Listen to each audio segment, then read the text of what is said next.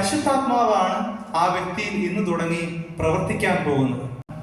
ഈ സമ്മാനം നമ്മളിൽ വന്നു കഴിയുമ്പോൾ നമ്മളെല്ലാവരും പുതിയ സൃഷ്ടിയായി മാറുന്നതോടൊപ്പം നമ്മുടെ പല സ്വഭാവങ്ങളും മാറിപ്പോകും.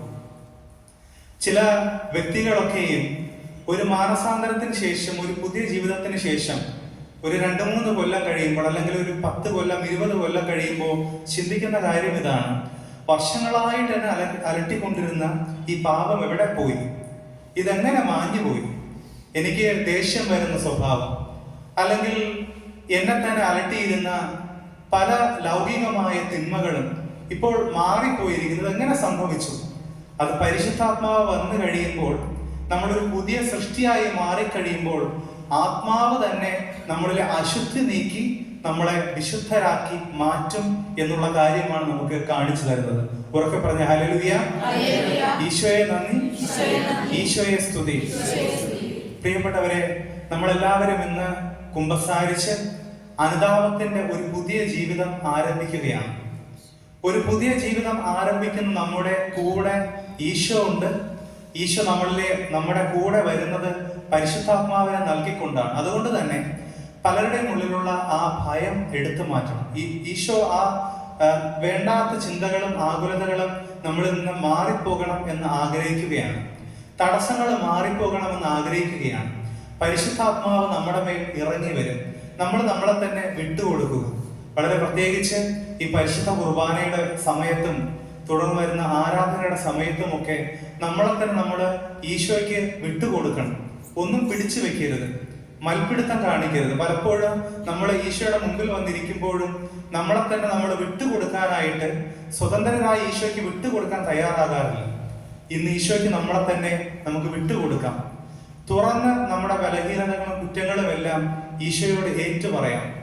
നമ്മളെ തന്നെ ഈശോയുടെ മുമ്പിൽ സമർപ്പിക്കുമ്പോൾ, കർത്താവേ, ഞാൻ പാപിയാണ്, കുറവുള്ളവനാണെന്ന് ഏറ്റു പറഞ്ഞ് ഈശോയ്ക്ക് വിട്ടുകൊടുക്കുമ്പോൾ അവിടെയാണ് ഈശോ പ്രവർത്തിക്കുന്നത്.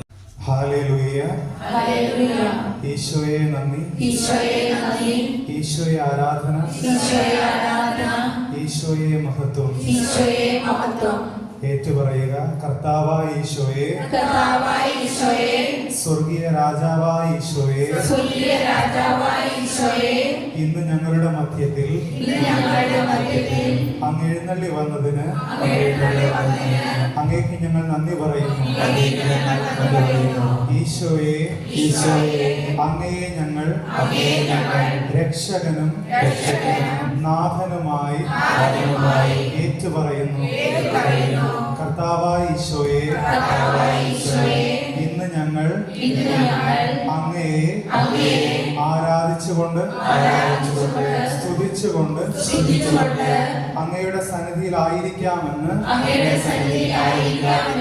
വാഗ്ദാനം നൽകുന്നു. കർത്താവായ ഈശോയെ, അങ്ങയുടെ സന്നിധിയിലായിരിക്കുമ്പോൾ ഞങ്ങളെ ഓരോരുത്തരെയും അങ്ങ് സ്പർശിക്കണമേ.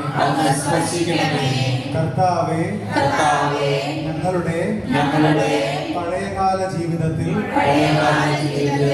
ഞങ്ങൾക്ക് വന്നുപോയിട്ടുള്ള തെറ്റുകളും കുറവുകളും അങ്ങ് ക്ഷമിക്കണമേ. കർത്താവേ, ഇന്ന് തുടങ്ങി ഒരു പുതിയ സൃഷ്ടിയായി ജീവിക്കുവാൻ ഞങ്ങളെ ഓരോരുത്തരെയും സഹായിക്കണമേ. കർത്താവായ ഈശോയെ, ഞങ്ങളിലേക്ക് അങ്ങയുടെ പരിശുദ്ധാത്മാവിനെ അയക്കണമേ. കർത്താവേ, ഞങ്ങൾക്ക് ആവശ്യമായ കൃപാവരങ്ങൾ അങ്ങ് ഞങ്ങളിലേക്ക് ഇന്ന് ചൊരിയണമേ. ഈശോയെ നന്ദി, ഈശോയെ സ്തുതി, ഈശോയെ ആരാധന. ഇരു കരങ്ങളും ദിവ്യകാരുണ്യ സന്നിധിയിൽ നമ്മൾ ഉയർത്തുകയാണ്. എല്ലാം മറന്ന്, പരിസരം മറന്ന് നമ്മളെ തന്നെ ഈശോയ്ക്ക് വിട്ടുകൊടുത്തുകൊണ്ട് ഉച്ചത്തിൽ നമുക്ക് കർത്താവിനെ സ്തുതിക്കാം. ഹല്ലേലൂയ.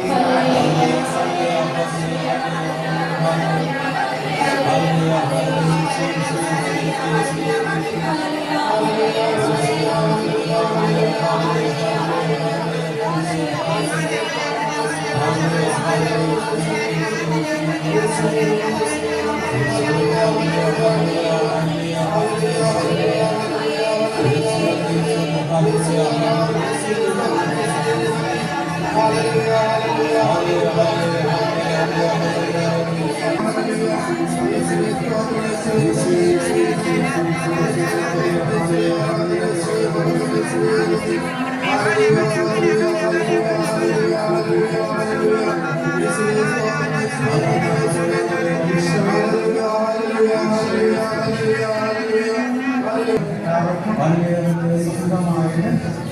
സ്വസ്ഥമായിട്ട് നമുക്ക് ദിവ്യകാരുണ്യ സന്നിധി